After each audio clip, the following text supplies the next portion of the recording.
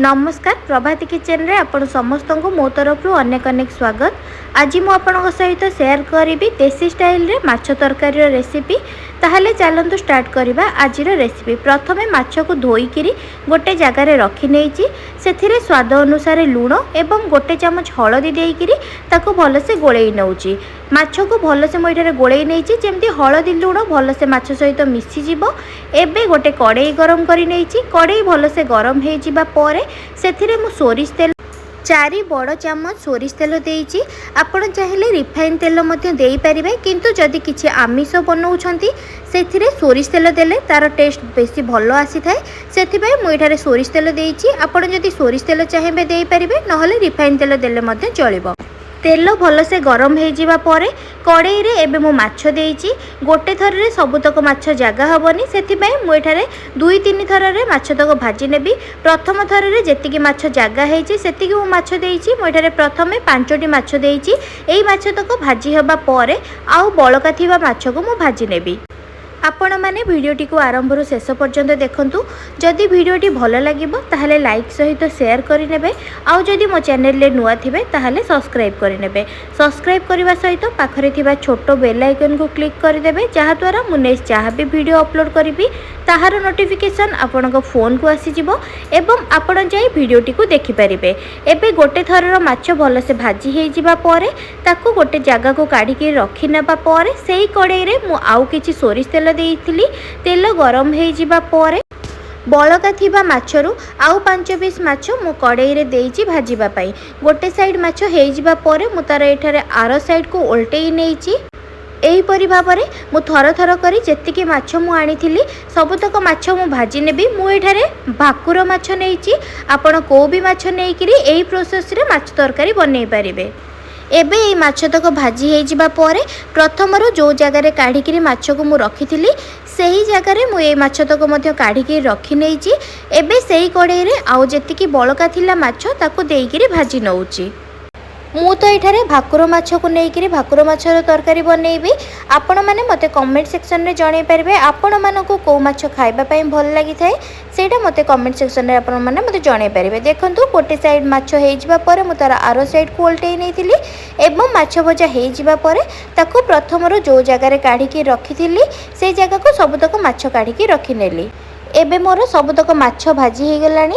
एबे मु 2टी medium size रो आलू को लेकिरी भलसे धोई नेइची एवं ताको लंबा लंबा पतला पतला करी काटी नेइची। आपण देखि पारुथिबे मु एठारे टिके मोटा मोटा साइज रो आलू को रखिकिरी लंबा लंबा करी मु एठारे 2टी आलू को लेकिरी काटी नेइची। आपण जदि अधिका चाहुथिबे आलू दबा पई किबा कम चाहुथिबे आपणक हिसाब रे कम अधिका करी मध्य आलू नै परिबे एवं एही परि भाबरे आलू को काटी नेबे।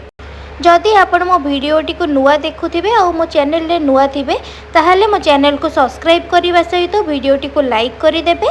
ता संगरे वीडियो को आपण आपन को फ्रेंड एवं रिलेटिव को सहित निश्चय शेयर करिवे। एबे आलू को काटी नबा परे ताको आउ थरे मो भलसे धोई नेइछि एवं आलू तक सबको भलसे छाणीकिरी किछि समय पर्यंत रखी नेइथिली।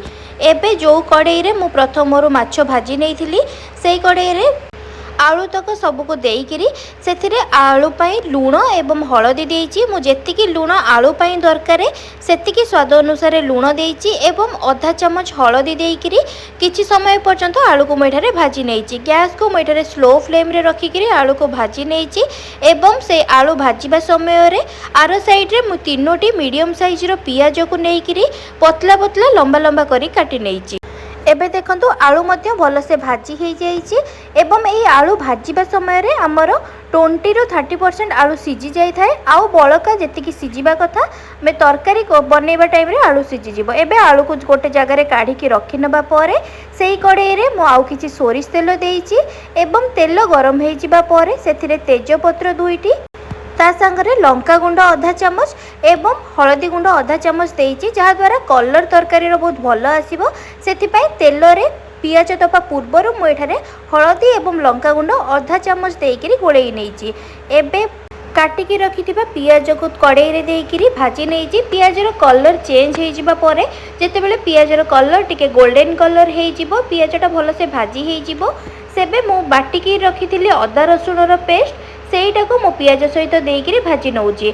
अदा रसुण पाई मु एठारे प्रथमरु 15 ରୁ 20ଟି रसुण ता सांगरे गोटे खंड अदा को लेकिरी मु भलसे चिकन करी बाटी नहीं से अदा रसुणर पेस्ट देकिरी पियाज सहित भलसे भाजी नबा परे एबे मु गोटे बड़ साइजर टमाटो को छोट छोट करी काटी नहीं से टमाटो को मसला सहित अदा रसुणर पेस्ट सहित देकिरी एबे मु किछि समय पर्यंत भाजी नेबी। जदि देखिबे मसलाटा बेसी सुखी जाइछि से टाइम रे आपण अल्प टिके पानी देकिरी मध्य मसला को कसी नेबे।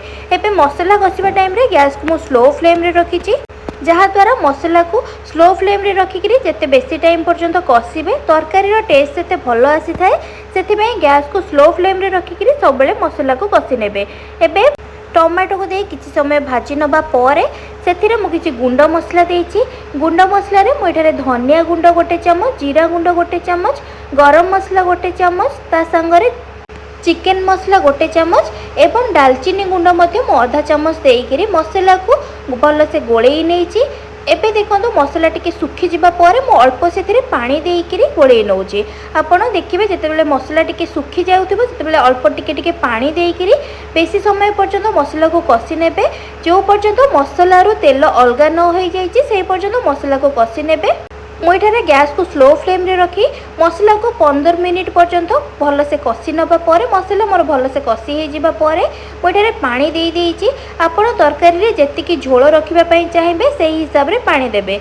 मुझे 1.5 ग्लास पानी देइछि जेहेतु मु झोल टिके रखिबी अधिका एवं ता सहित मु माछ मध्य 2 केजी माछ नेइथिले तरकारी बनेबा पई सेतिबे माछ अधिका थिला बोली मध्य मुझे 1.5 ग्लास पानी देइकिरी तरकारी को किछि समय पई फुटिबा पई छाड़ी देइथिली। जेतेबेले देखिली झोलटा मोर भलसे फुटी जाइछि किछि समय पर्यंत सेई टाइम रे भाजिकी रखिथिबा माछ को मु एठारे गोटी गोटी करी सबतक माछ को तरकारी रे देई देइछि। तरकारी रे माछ सब को देई दबा परे आउ थरे गोळेई नेइकिरी किछि समय पई तरकारी को फुटिबा पई देई देइछि। एठी माछ देई सारिबा परे भाजिकी रखिथिबा आलू तक मध्य मु तरकारी रे एठी देई देइछि एवं आलू माछ को भलसे गोळेई नेइकिरी किछि समय पई फुटिबा पई एठारे तरकारी को छाड़ी देइछि। आपण माने मध्य एहीपरि भाबरे गोटे थर निश्चय बनातु एवं केमती लागुची मो सहित कमेंट सेक्शन रे निश्चय शेयर करिवे। आशा करूथिबी ए भिडियोटी आपनको भल लागिथिबो। जदि भल लागिथिबो ताहले लाइक सहित शेयर करि नेबे। तरकारी रे माछ एवं आलू को देकिरी किछि समय पर्यंत घोड़ना देकिरी मो घोड़ेइकिरी छाड़ी देइथिली जेमती तरकारीटा किछि समय पर्यंत फुटी जिवो। गैस को हाई फ्लेम रे रखिकिरी 3 ରୁ 4 मिनिट पर्यंत तरकारी को फुटिबा पई छाड़ी देइथिली। एबे देखंतु तरकारी भलसे हमर हेई भी गलानी कलर भी केते भलो आसीची। शेषरे मु किछि गरम मसला देइकिरी तरकारी को घोड़ेइकिरी रखि नेइछि। आपण जदि चाहिबे शेषरे किछि धनिया पत्र मध्य देई परिबे। मोर तो तरकारी हेइकिरी रेडी हे गलानी। आशा करूछि कि वीडियोटी आपनको भल लागिथिबो।